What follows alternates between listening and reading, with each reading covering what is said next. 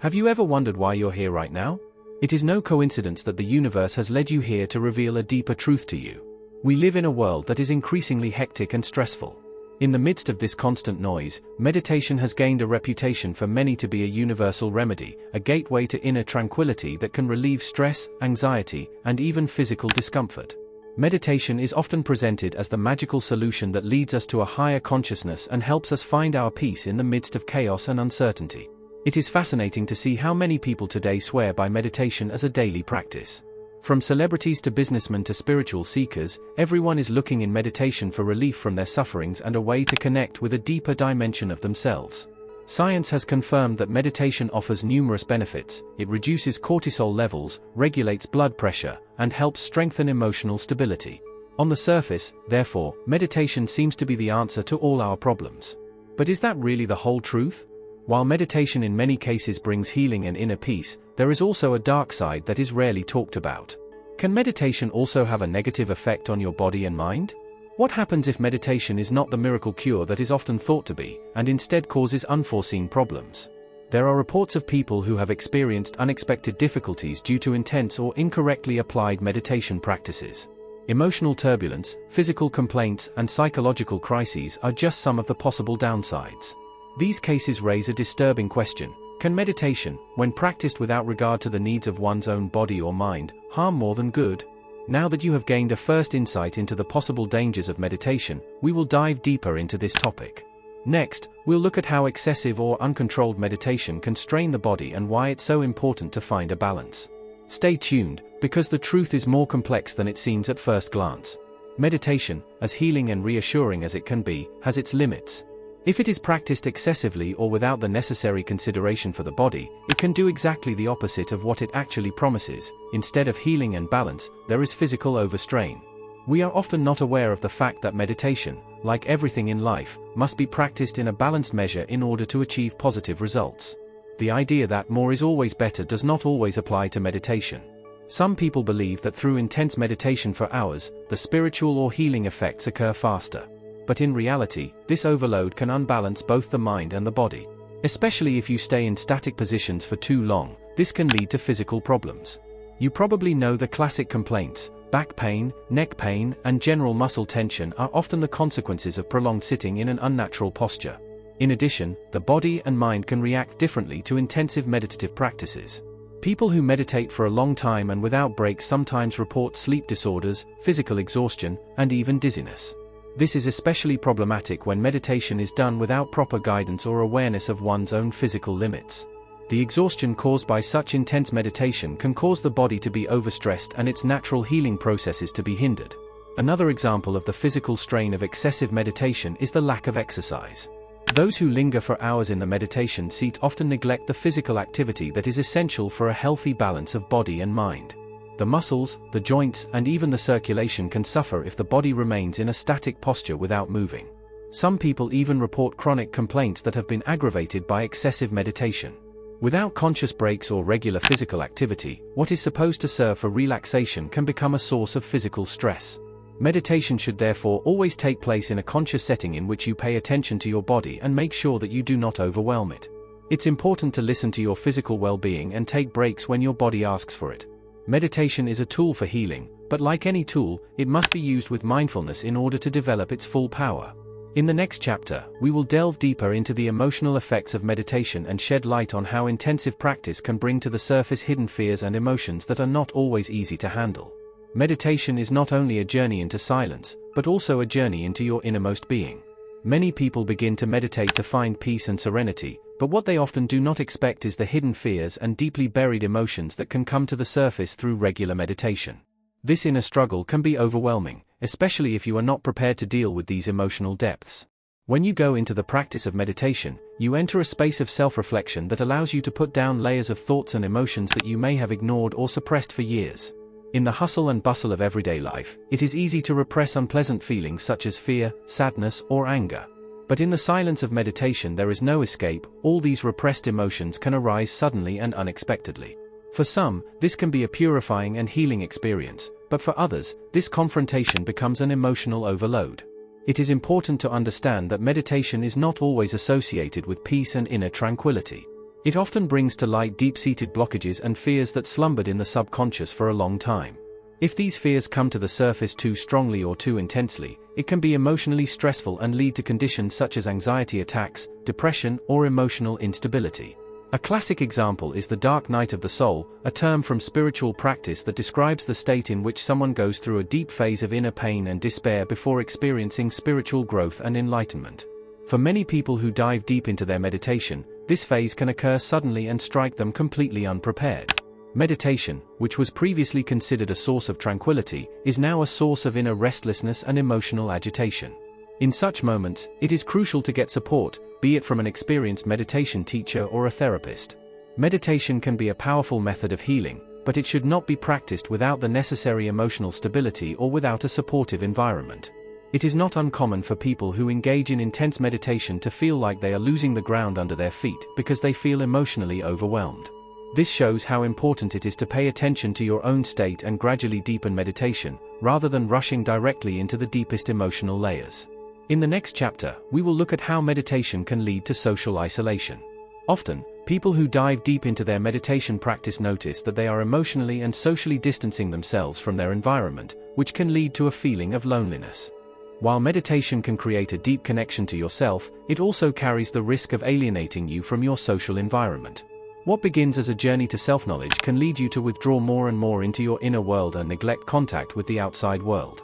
This tendency to isolation is one of the hidden dark sides of an intensive meditation practice, which is often underestimated. Meditation aims to give you inner clarity and mindfulness. But if you delve deeper and deeper into practice, it can happen that you distance yourself from the people around you. Perhaps you have already experienced that after an intense meditation session you have felt the need to be alone to maintain the silence and peace that you have found within yourself. In a healthy measure, this is completely normal. But if meditation becomes an escape to avoid social interactions, this can lead to a sense of loneliness and isolation in the long run. There are people who report that through their deep meditation practices they have developed the feeling of standing above everyday conversations and superficial interactions. They feel so emotionally focused on their inner world that they lose interest in interpersonal relationships. This state may initially seem like a sign of spiritual growth, but it can also lead to more and more distancing oneself from friends, family, and social life. The danger is that this isolation will lead to a retreat in which the connection to the people who were once close to you is lost. However, social ties are an essential part of human life and are of great importance for emotional and mental health. You can acquire the best spiritual insights, but without the exchange with others, you often lack the grounding necessary to integrate these experiences into everyday life. Another problem is that people who immerse themselves deeply in meditation sometimes feel misunderstood. Their spiritual experiences, their insights, and their new perspective on life seem so far removed from the everyday worries and needs of other people that they feel alienated. This alienation can lead to a feeling of loneliness, even if they are surrounded by people who are close to them. It is important not to see meditation as an escape from the world, but as a tool to experience the world more consciously. The art is to bring the inner peace and awareness you develop through meditation into your social relationships. Meditation should not isolate you from people, but help you connect with them in a deeper and more authentic way. A healthy meditation practice means finding the balance between inner reflection and external life. The connection to yourself is important, but the connection to others is just as important. It is crucial that you use the spiritual insights you gain through meditation not as a barrier between you and your environment, but as a bridge to connect with others on a deeper level. In the next chapter, we will focus on the pressure caused by the pursuit of perfect meditation. People often try to achieve some kind of spiritual perfection in their practice, which can lead to frustration and unnecessary pressure to perform. Meditation, which began as a peaceful practice of letting go and inner rethink, can quickly turn into something completely different, in a race to perfection. In today's world, where many people strive for more mindfulness and spiritual enlightenment, there is an invisible but tangible danger: the pressure of having to perform meditation perfectly. This pressure can do exactly the opposite of what practice should actually offer. Instead of finding serenity and inner peace, such expectations lead to stress, frustration, and inner restlessness. More and more people see meditation no longer as a natural process that happens at their own pace, but as a task to be mastered. The image of perfect meditation creeps into their practice. They think that there is a certain state of mind that they must reach. Absolute silence in the head, complete emptiness, complete absence of thoughts, all this is often considered a goal, and the desire to achieve this perfect state puts the mind under pressure. This pressure to meditate properly can destroy the joy and lightness of practice. Instead of finding relaxation and freedom in meditation, many people ask themselves the question, am I good enough at my meditation? Or why can't I completely calm my mind? These self-critical thoughts create exactly the stress and tension they actually wanted to let go of. Meditation then becomes another task on the long list of things that needs to be perfected, and no longer a relaxing practice that is supposed to enrich life. An example of this is the constant comparison with others. There are countless accounts of spiritual masters or people who claim to spend hours in deep meditation, gaining incredible insights in the process. These stories can be inspiring to some, but for others they create a subtle pressure that they should also have such experiences themselves. But not every meditative path is the same, and forcing yourself to achieve deeper or better results leads to a dead end. The belief that certain spiritual milestones must be achieved takes away from meditation's gentleness and natural development. It is important to recognize that meditation is not a competition and that each person has their own rhythm and depth in practice. Spiritual growth is not a linear process, and there is no fixed standard by which you have to measure yourself. This perfection trap is also reflected in the expectations of the meditation results. Many people begin to meditate to achieve specific goals, be it to reduce stress, become more creative, overcome fears, or experience physical healing. But as soon as these goals come to the fore, meditation becomes a means to an end, and the very core of the practice, letting go and being in the moment, is forgotten. If these goals are not achieved quickly enough, frustration and the feeling of failure arise. However, meditation is not a tool for immediate problem solving.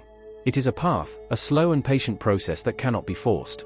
The goal is not to achieve a perfect silence in every session, but to be present with everything that comes to mind, be it thoughts, emotions, or tensions, without evaluating or controlling them. It is important to let go of this pressure to perfection and consider meditation as what it really is, a journey that does not have a fixed end point. Each meditation seat is unique, and every day brings new challenges and insights. The true art is to accept the practice as it is, without forcing it. Because in this letting go lies the true peace that meditation can offer. In the next chapter we will discuss the physical risks of intensive meditation. Although meditation is considered physically gentle, it can cause physical discomfort if used incorrectly or used excessively. Although meditation is often considered a gentle and harmless practice, it, like many other spiritual or physical activities, carries risks if done excessively or incorrectly. The idea that meditation can only do good to the body is widespread, but there is a little-known side of practice that mainly affects those who meditate intensively, the physical side effects. This shows that even a seemingly calm and peaceful activity, if practiced in extremes, can have harmful consequences. Let's start with the simplest physical complaints: long, immobile sitting. Many forms of meditation, especially those practiced over long periods of time, require staying in a static position, often cross-legged or in the lotus position. Although these postures can be comfortable for short periods of time, long-term sitting in these positions can lead to serious physical problems. Back pain is one of the most common symptoms, especially for those who are not used to sitting with an upright spine for long periods of time. Malpositions that develop over months or years of practice can lead to chronic tension and pain. But not only the back suffers from excessive sitting. The knees and hips, especially in the lotus or half-lotus position, can also be damaged. Many meditators report joint pain or even injuries caused by sitting in these positions for hours. If the body is not adequately prepared or trained for these loads, these complaints can cause long-term damage that impairs mobility. In addition, there is the phenomenon of meditation migraine. Some people who meditate more intensively or over long periods of time report headaches associated with their practice. This may be due to a faulty breathing technique or overconcentration during meditation. Meditation is supposed to calm the mind, but trying too hard to empty the head or force control over the thoughts can lead to a kind of mental overload that physically manifests itself as a migraine. Another risk of intensive meditation is shifting the day-night rhythm. Since meditation is often considered calming and relaxing, many people tend to do it in the evening or even at night to find a deep rest before going to bed. But in some cases, this can disrupt the natural sleep cycle. Trying to overactivate the mind or make it empty does not always lead to relaxation. Some report sleep disorders or even insomnia after intensive meditation practices in the evening hours. In addition to these physical complaints, there is also the risk of respiratory disorders. In many meditation practices, the breath is controlled, slowed down, or even stopped to calm the mind. However, too much intervention in the natural breathing rhythm can lead to hyperventilation or shortness of breath. Especially for beginners who are unsure how to use their breathing technique correctly, this can lead to problems. An irregular flow of breathing can not only cause physical discomfort, but also anxiety and panic. All these examples show that meditation can be powerful and healing, but it also has its limits. It is crucial to know your own body and understand when it is time to take a break or find an alternative sitting position. The body is constantly sending us signals: pain, discomfort, tension, and it is important to listen to them. Meditation should not harm the body, but support it and give it space to relax. In the next chapter we will talk about the psychological dangers that meditation can bring. Sometimes intensive practice leads not only to physical, but also to mental challenges, which can weaken the relationship to reality and lead to dissociation. Meditation is a practice that leads you deep into your inner self and connects you with levels of your mind that often remain untouched in the hectic everyday life. But the deeper you penetrate into this world of consciousness, the greater the danger of losing contact with external reality. While meditation aims to promote clarity and mindfulness, if practiced excessively or without sufficient guidance, it can do the opposite: a sense of alienation from the outside world or even a dissociation from one's own identity. A common psychological effect of intensive meditation is dissociation, in which people emotionally or mentally disconnect from themselves or their surroundings. In a state of the deepest meditation, it can happen that you distance yourself from your own body or have the feeling that you are no longer properly grounded. These experiences can be interpreted in spiritual practice as profound consciousness experiences, but they can also lead to a sustained disorientation if one does not fully return to reality after meditation. Some people report that they have difficulty finding their way back into their daily lives after intense meditation sessions, which can manifest itself in a kind of emotional numbness or feeling of emptiness. The danger is that this alienation from one's own identity and the outside world can be strengthened if meditation is practiced without the necessary grounding and balance. Especially for people who are already struggling with emotional instability or psychological problems, intensive engagement with their own interiors can trigger unexpected psychological crises. Here it is not only the unconscious emotions that come to the surface, but also the mental state that falters. Another risk is the so-called loss of reality. Meditation has the ability to expand your awareness and open up new perspectives on yourself and life.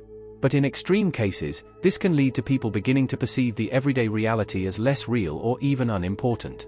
They increasingly live in their own inner world and move away from the people and the environment they have previously known. This phenomenon occurs especially in long-term meditation practices or retreats, where people meditate for days or weeks and lose themselves in spiritual dimensions. The contact with the everyday world becomes weaker, and the feeling that one's own life is becoming irrelevant can increase. A particularly disturbing consequence of intensive meditation without proper guidance is the psychotic episode. In extreme cases, it can happen that people suffer a psychological crisis during or after intensive meditation practices. The attempt to completely empty the mind or distance oneself from all thoughts can lead to a complete collapse of the mental structure in some. There are documented cases in which people have lost contact with reality after intensive meditation experiences, experienced hallucinations, or fell into a state of complete withdrawal from the outside world. Another problem that can arise from this intensive confrontation with one's own consciousness is the feeling of loss. People who go into the deepest layers of their mind sometimes report that they feel an existential emptiness.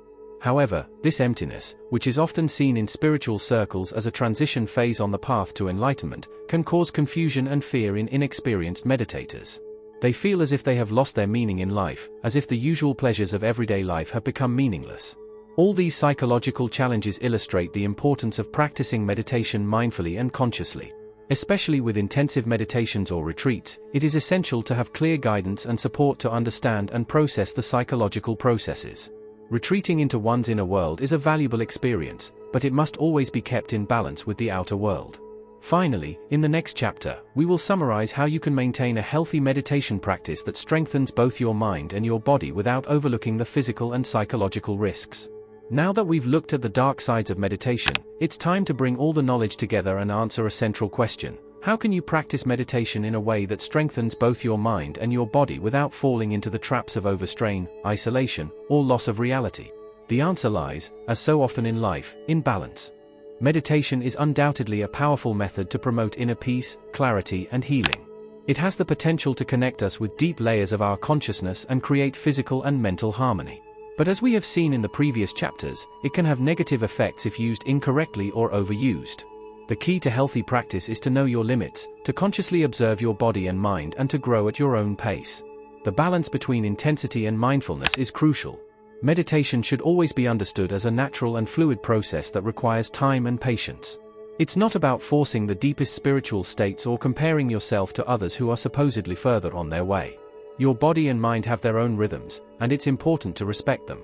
A daily meditation practice of a few minutes can often achieve deeper and more sustainable results than hours of strenuous sessions that only generate pressure and frustration.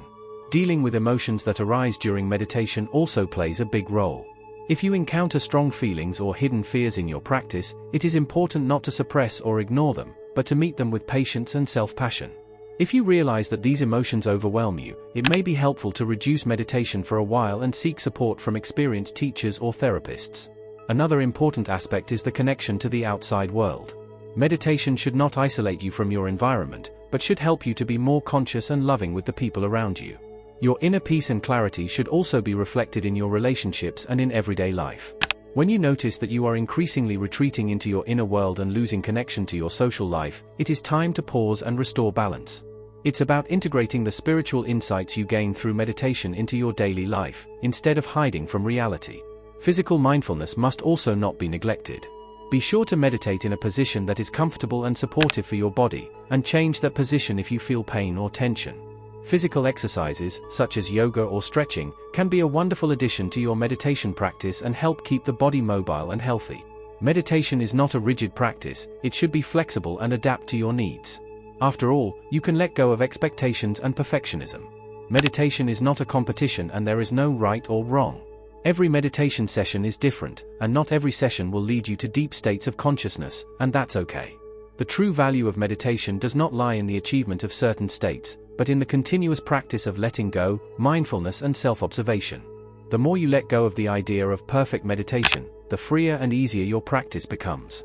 In conclusion, it can be said that meditation is a wonderful tool for inner growth and healing, if it is practiced with mindfulness and awareness. You don't have to achieve spiritual perfection, and you shouldn't let yourself be pressured by unrealistic expectations. Your journey with meditation is unique, and it's up to you to find the right balance between inner reflection and outer life, between mind and body. If you maintain this balance, meditation can enrich your life in a deep and powerful way without burdening your body or mind. This journey does not end here. Rather, it really begins now, with the knowledge you have gained through this reflection. Use it to make your meditation practices wise and mindful.